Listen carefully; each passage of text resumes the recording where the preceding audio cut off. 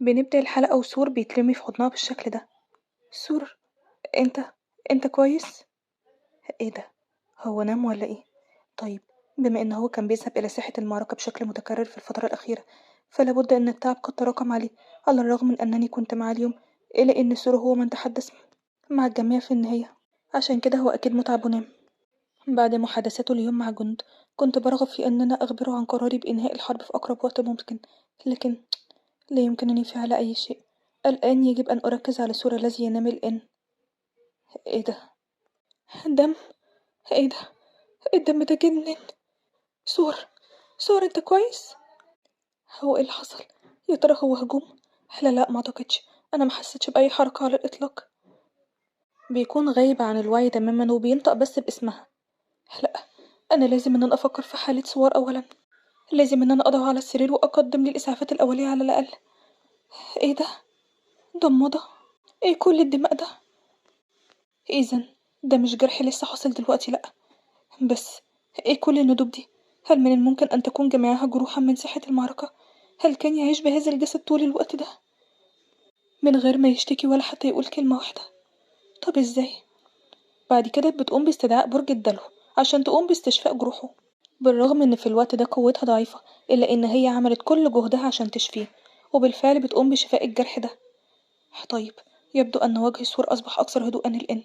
الخدم وصلوا بسرعة وساعدوه، ولكنني محظوظة لأنني ما زلت أملك القوة لإعادة سور إلى حالته. لكن لا أستطيع أن أصدق أنني اكتشفت حالته الجسدية دلوقتي بس. لو ما كانش حصل اللي حصل ده اليوم، متى كنت سأكتشف حالته الجسدية دي؟ إذا فكرت في سور الذي لم يظهر أي تعبير طول الفترة دي، ربما كان سيأخذ وقت أطول بكتير جدا. يا ترى وقتها كان هيحصل له إيه؟ وبعد كده بيستيقظ من تاني وبيحس نفسه أحسن. تسبيه. أنا يعني سور، أنت استيقظت؟ أنت كويس؟ قول لي إمتى بالظبط؟ لا يجب عليك النهوض هكذا فورا، لازم ترتاح. الجرح قد يفتح مجددا، عشان كده لازم تستلقي مرة تانية. طيب طيب، خلاص اهدي. لكن يعني، هو انتي اللي قمتي بمعالجتي بالشكل ده؟ هذه الجروح عادة تلتئم بسرعة، لكن بفضل مساعدتك أشعر أنني تحسنت كثيرا. شكرا جدا ليكي تسبي. بيقول في نفسه، انتي دايما لطيفة بالشكل ده. أنا ما أعتقدش إن مشاعرك ستتأثر بسبب شعوري بالألم، لكن يعني سور. أيوة يا تسبي، قولي لي عايزة إيه؟ أنا كمان عايزة إن أنا أذهب إلى الحرب. نعم؟ أنتي بتقولي إيه؟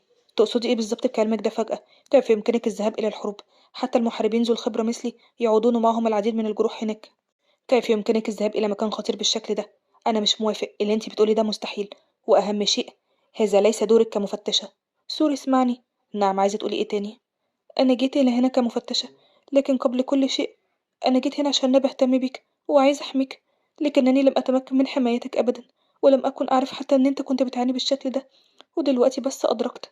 لذلك أريد أن أحميك الآن. أنا عندي القوة إن أنا أفعل كده مهما كانت الظروف، حتى من أجلي. الأمر يعني إن بتقعد تنظر ليه النظرات دي وهو بيكون متوتر جدا ومش عارف يرد عليها يقول لها إيه. وبعدها بوقت، في الحرب دي كمان، انتهى بيا الأمر بعدم القدرة على المشاركة.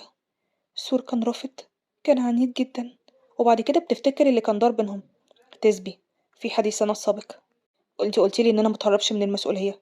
الذهاب الى الحرب هي مسؤولية عن الخطية التي ارتكبتها في الماضي، لذا يجب علي ان انا اتحمل العواقب اللي انا استحقها. ولكن انت لو ضحيتي بشكل مبالغ فيه عشاني بالشكل ده، فسيصبح ذلك ذنبا لا يمكنني التكفير عنه ابدا. رغبتي في حماية سور جعلتني لا أخشى خوض الحروب أبدا، لكن من أجل أن لا يتحمل سور ذنوبه بمفرطه، كانت عزيمته أثقل وأكتر جدية من عزيمتي بكتير.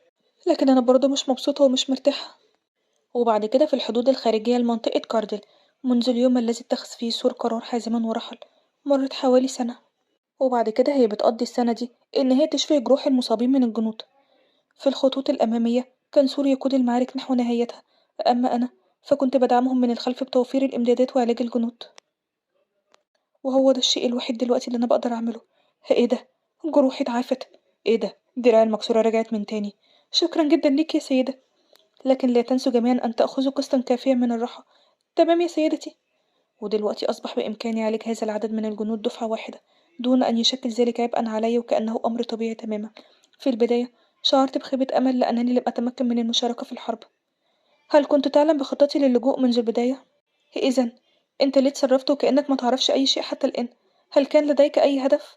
لا يا تسبي، حتى وإن كنت على علم بتلك الحقيقة ما كنتش هقدر إن أنا أعمل أي شيء تاني مختلف، لكنني أدركت ذلك عندما تحدثت مع سور في اليوم ده.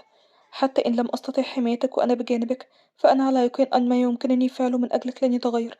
كنت أعتبرها مهمة إستل ولم أتحمل المسؤولية، ولكن الكارثة أنا كنت بستعد لمواجهتها، لأن كارديل حيث يوجد سور هي المكان الذي ستظهر فيه الكارثة لأول مرة.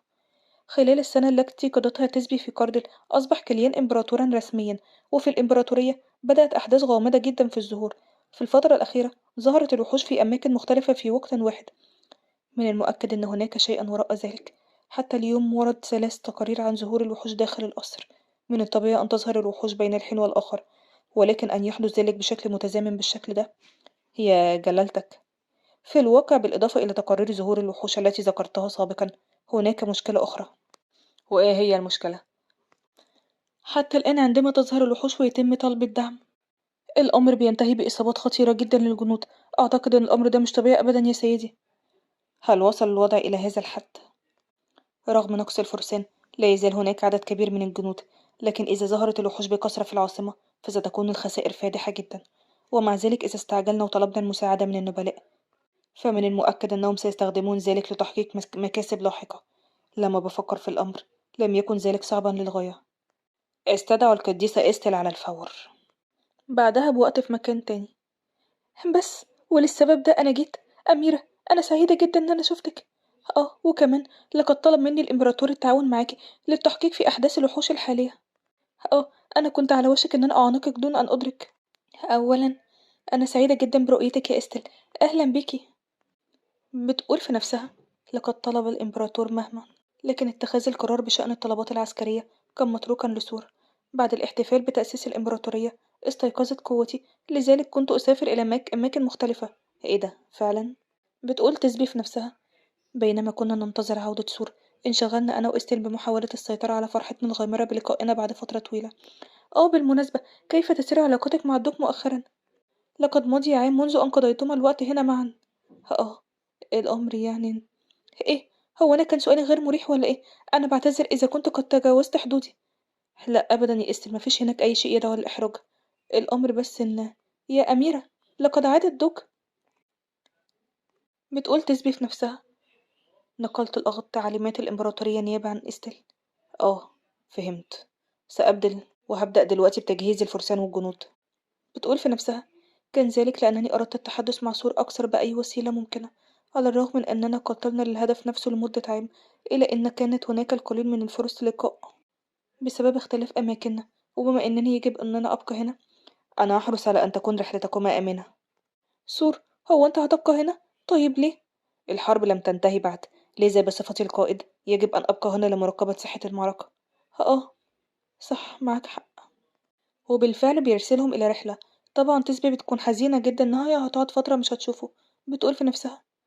أنا كنت متوقعة الشيء ده، نظرا لأننا في خضم الحرب من البديهي أن البقاء هنا هو الصواب. لكن لو كان سور في الماضي لما كان ليفكر في الابتعاد عني. كنت بعتقد ببساطة أنه سيبقى إلى جانبي. هي إستل. نعم يا أميرة، قوليلي. من المفترض إن أنا أعمل إيه؟ طبعا إستل بتكون متفاجئة جدا ومصدومة من سؤالها. أميرة تسبي، اسمعيني. أنا عايزاكي متقلقيش أبدا. رغم أنني لا أعلم ما الذي حدث طول الفترة دي، لكن على الأقل الدوك الذي كنت أعرفه كان دايما بيحبك وبيعتز بيكي أكتر من أي شخص آخر في العالم ده. أنا أعتقد إن هو بيعمل كل ده عشانك انتي. تركت مشاعري المعقدة تجاه سور جانبا، وقررت التركيز على عملي أولا. سور هو كمان مهم، لكن ربما يكون لهذا الأمر علاقة بالكارثة. وبعد كده بيكون في مكان بتظهر فيه العديد من الوحوش. ها إستل. أيوة، أنا جاهزة دلوقتي. يلا دلوقتي يا إستل. وبعد كده إستل بتقوم هي كمان بدورها. أنا مش هأذيك. شكرا جدا ليك إن أنت استمعت إليا. طبعا بيكون ليها سحر خاص في التعامل مع الحيوانات. الأمر ده خطير فعلا. احنا قررنا هذا الأمر عدة مرات، لكن كل الوحوش التي قمنا بالسيطرة عليها لا تتذكر أي شيء، لذا لا يمكنني معرفة السبب على الإطلاق. أيوة صحيح، لكن يا سيدتي في الواقع هناك شيء يستحق مناقشته. إيه هو؟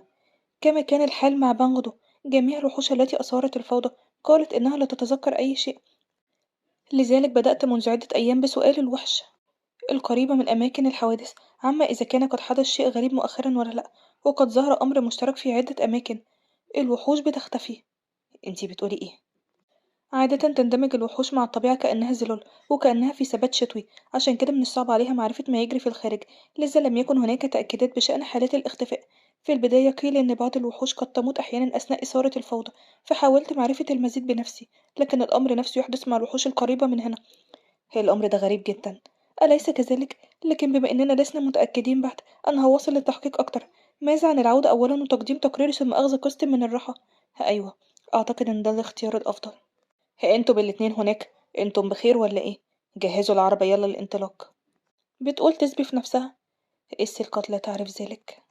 لكن في الرواية الأصلية زهرة الوحش كان من تسبب في ولادة الكارثة هم السحرة السود من خلال تجربة محرمة، وبما إن هذه التجربة أدت إلى صنع الوحوش، فمن الطبيعي أن يكون المكون الأساسي فيها هو الوحوش نفسها.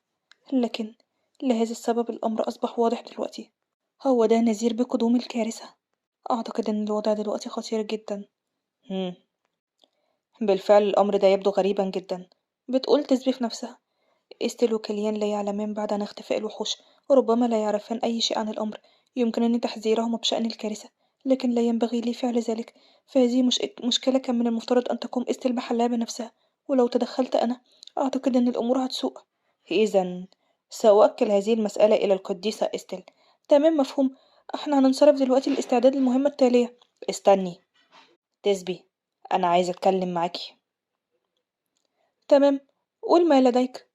ايه الأمر فجأة؟ عايز تتكلم معايا في ايه؟ أليس هذا أول لقاء لينا منذ عام؟ كان بإمكانك على الأقل أن تبدي بعض السعادة برؤيتي، لكن انت لسه زي ما انت شخص بارد جدا، حتى إنني كنت قد تقدمت لك بالزواج ذات يوم. هو انت استدعيتني هنا عشان تتكلم عن ماضي لا فائدة منه؟ دعني من هذا. قولي يلا انت عايز ايه؟ طيب، في الماضي يبدو أن حاشيتي تصرفوا معاكي بوقاحة، وكمان أخفوا رسائلك عني. محدش قالي أبدا برسائل اللي انتي وصلتيها ليا. طبعا بتكون مصدومة وبتفتكر اللي حصل من سنوات. إذا كان ولي العهد ينظر إلي كأداة فحسب، فلن يكون هناك مستقبل يجمعنا معا. هذه المسألة لم تكن موجودة من الأساس. الأقاويل السيئة التي قيلت عنك عادت إليهم كعقاب، كما كان متوقعا، لكنهم أنكروا قول أي شيء. ثم عندما عدت فجأة بعد أن أمضيت عاما كاملا في قردل، أصابهم الذعر واعترفوا لي بكل شيء. إذا أنت عايز تقول إيه دلوقتي؟ أنا بالفعل نسيت الأمر ده. يمكنك ترك منصب المفتش في أي وقت. ما فعله أصدقائي معك كان خطأهم، لكنه كان أيضا خطأي. لست مضطرة للبقاء مقيدة بالعائلة الإمبراطورية. يمكنك التجول في أنحاء البلاد مثل إستيل والقيام بما ترغبين فيه. بتقول في نفسها. إيه ده؟ بتشعر بالأسف، لكنك لا تستطيع حتى قول كلمة اعتذار، مش كده ولا إيه؟ كيليان، أنت دائما شخص معقد ومتصلب، تعرف كده؟ بينظر إليها بيكون مستغرب من كلامها ده. هو طبعا إعطائي الحرية هيكون أمر جيد جدا، لكنني برضه سأبقى في منصب المفتش. بتقول في نفسها. أنا اخترت المنصب ده عن وعي، رغم علمي بأنني سأكون مقيدة بالإمبراطورية، لأنني كنت مدركة الخطر الكارثي من البداية دي.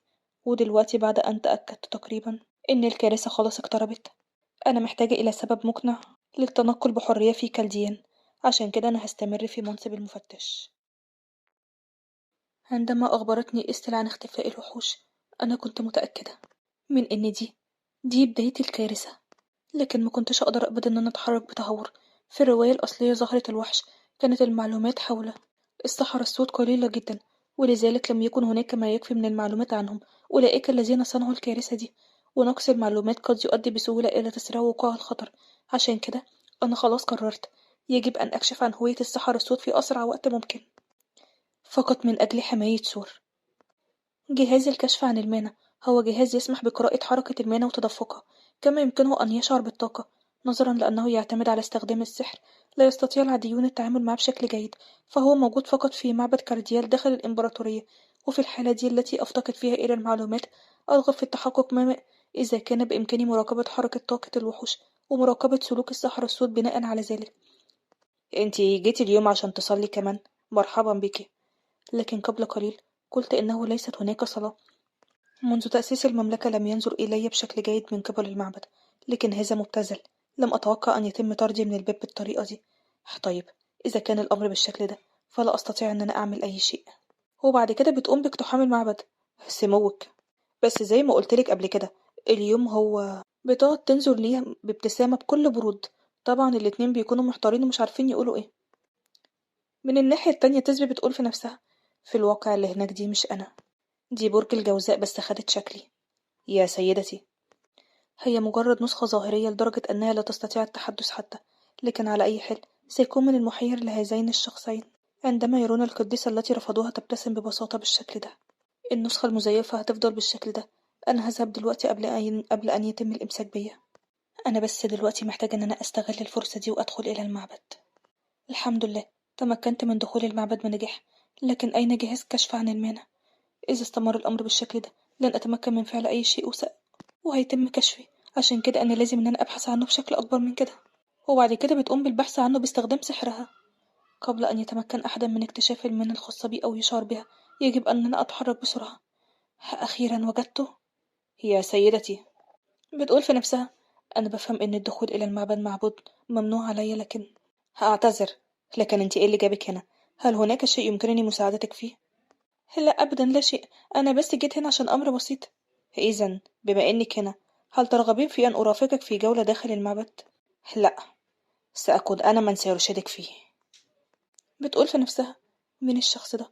من الواضح إنه شخص ذو منصب رفيع في المعبد، لكنني لم أرى وجهه أبدا. دي أول مرة أشوفه فيه. وعلاوة على كده، بدا وكأنه يعرف هدفي.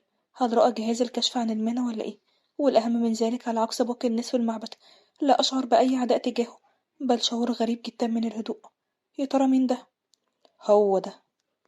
إيه ده؟ ده الجهاز الذي يكشف عن المانع؟ بما إن العاديين لا يمكنهم التعامل مع الجهاز، لن نسمح لهم باستخدامه. لكن بما إنك قديسة، إحنا هنسمح لك إن أنت تستخدميه. لكن يجب أن تسجلي أولا. لذا هل يمكنك كتابة تاريخ ميلادك وبرجك في السجل ده؟ بتقول في نفسها: لحسن الحظ لم أكن مضطرة للاعتماد عليه بالكامل، ولكن على أي حال يبدو أنني سأتمكن من تحقيق هدفي أخيرا. طيب، إذا أنت كتبتي كل شيء. هناك خطوة تأكيدية يجب أن تتم وفقا للإجراءات، لذا أرجو أن أنت تتحمليها. لكن يبدو أن برجك غير صحيح. نعم، أنت قصدك إيه؟ يبدو أنني قلت ذلك بطريقة قد تسبب سوء فهم. في الواقع من الطبيعي أن تكون القديسة قد أخطأت، فالعديد من الناس يعتقدون أن برجك هو برج القوس بسبب معلومات خاطئة. إيه ده؟ هو المجنون ده بيقول لي إيه فجأة؟ أنا هقولك البرج الحقيقي. في الأصل البروج ال12 ليسوا كل الأبراج المعروفة. مع مرور الوقت تم نسيان بعض الأبراج التي كانت تحسب سابقا. بتقول في نفسها: أنا دلوقتي عرفت أنت مين. برجك هو البابا، البرج الثالث عشر الذي كان مخفيا في دائرة الأبراج، وهو البرج المفقود. برجك هو برج حواء. أنا كان معايا حق، كنت انتي القديسة. لكن أتمنى إن انتي تسامحيني، لم أرغب في هذا اللقاء العنيف أيضا. بتقول في نفسها: البابا، كم يجب أن تكون كمية المنى حتى يكون شيء مثل هذا ممكنا؟ جميع الوثنيين لا يمكن مقارنتهم بي أبدا. إنه ليس حتى استعارة للقوة أو ما شابه، بل مجرد ملء الغرفة بالمنى وزيادة كثافتها. رفضت السيدة جميع طلباتنا، لذا لم يكن هناك ما يمكن فعله. بالنظر إلى ما حدث في المعبد حتى الآن، من الصعب التفوه مثل هذه الكلمات، مش كده ولا إيه؟ أنا طبعا أشعر بالأسف بشأن ذلك الأمر، لكن هذا الجانب أيضا لديه متوقف. بتقول في نفسها: لا يبدو أنك تفكر في الدم المحرم على الإطلاق. على أي حال، يبدو أن لديك أمرا تريدين قوله. يلا اتكلمي. في, ال... في الواقع أنا ما كنتش ناوي أبدا أن أنا أقولك الكلام ده، لكن أنا كنت براقبك طول الفترة الماضية، وأنت تستخدمين القوى المقدسة والمانع دون تمييز. هل تعلمين لماذا يمكنك فعل ذلك؟ ليه؟ بالطبع إنه نتيجة لجهودي، مش كده ولا إيه؟ وكمان يمكن لأي شخص إنه يعمل كده. السبب في أنك قادرة على فعل الشيء ده هو أنك من برج الأفعى. جربي وضع يدك على جهاز الكشف. يدي؟ في الأصل برج حواء هو البرج الوحيد الذي لا ينتمي لا إلى القوى المقدسة ولا إلى القوى الشيطانية. مع ذلك فإن القدرة الطبيعية على التفاعل مع المانع التي تملكينها إنه شيء غير مسبوق تماما، خاصة أنني شخصيا يمكنني استدعاء كوكبتين فقط، بينما السيدة تستدعي عددا أكبر بكتير من الكوكبات، مش كده ولا إيه؟ كما هو متوقع، هو شيء طبيعي جدا بالنسبة لك. لديك قدرة استثنائية، وللسبب ده أنت القديسة. بتقول في نفسها: استدعاء الكوكبات ليس أمر صعب أبدا، لكن حتى هذا الحد يتعلق بفضولي الشخصي. النقطة الحقيقية هو أنه قبل فترة قصيرة صدرت نبوءة عنك. بعد ذلك عندما سمعت الكلمات التي نطق بها البابا عدت إلى القصر ولم أستطع التخلص من الصدمة حتى بعد مرور وقت طويل. النبوءة هي صوت يلقي نظرة على المستقبل ويقدم النصيحة في الحاضر، وهو معيار لتصبح البابا. مع ذلك حتى لو كانت تأتي من نظرة إلى المستقبل فإن النصيحة ليست واضحة دائما. تفسير محتوى النبوءة والاستجابة لها شكل مناسب هو أيضا جزء من مهمتي. على سبيل المثال، كما هو متوقع وزي ما هو الحال مع الكتاب السحري الذي تحمله السيدة. انت ازاي عرفت ان انا معايا الكتاب السحري؟ هل تعتقدين ان حصولك عليه كان صدفة؟ بتقول في نفسها: على الرغم من ان الكتاب السحري كان شيئا تم شراؤه من السوق السوداء، في الواقع حصولي عليه كان كل جزء من خطتي. لا يمكن، حتى مجيئي الى هذا المكان. ايوه طبعا، لقد ساعدني الحاكم هذا الامر ايضا. انا كنت كل ده براقبك وعارف كل شيء عنك، ولكن من خلال تعبير وجهك يبدو أنه ليس هناك حاجة لاستمرار الحديث عن مصداقية النبوءة. إذن أنا هخبرك دلوقتي بمحتوى النبوءة. تسبي لويزا كاليكس هي الخطيئة الأخيرة المصنوعة من النجوم. في اليوم الذي يفقد فيه النجم نوره ستولد الكارثة دي. لكن في اللحظة اللي أنا سمعت فيها الكلمات دي أنا حسيت إن أنا مخنوقة، بس فهمت على الفور ما هي الخطيئة والكارثة. كيان خارج عن قواعد العالم ده قادم، كيان يعرف المستقبل دون نبوءة ويكسر المستقبل المجرد مسبقا. بعد أن صدرت هذه النبوءة مباشرة في المعبد كانت هناك آراء متدفقة بضرورة قتلك، لكن لأنني تلقيت النبوءات لفترة طويلة أعلم من التجربة أن ما نراه ليس كل شيء. من الأساس لا أريد قتلك لأن موهبتك ثمينة جدا، لذلك عليك أن أنت تثبتي نفسك، لأنك لست الكارثة أبدا. بتكون مصدومة من اللي هي بتسمعه وبتفهم ان الكارثة اللي هي طول الوقت دي بتتوهم بيها بتكون هي نفسها.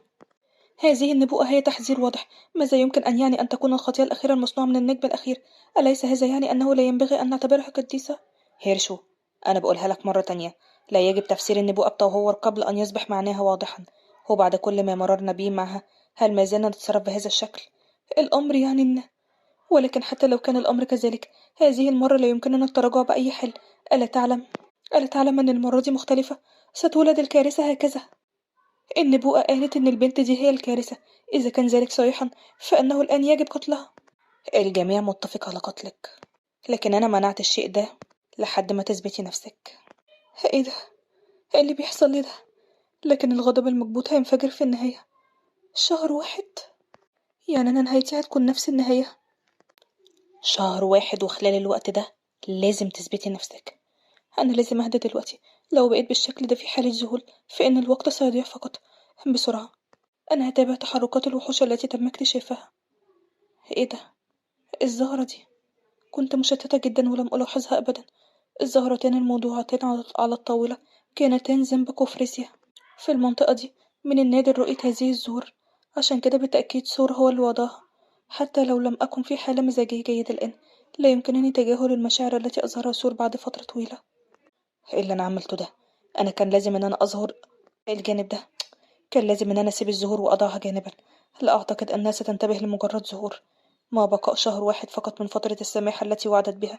لماذا لا أستطيع السيطرة على مشاعري أبدا؟ سور، هو أنا ممكن أدخل؟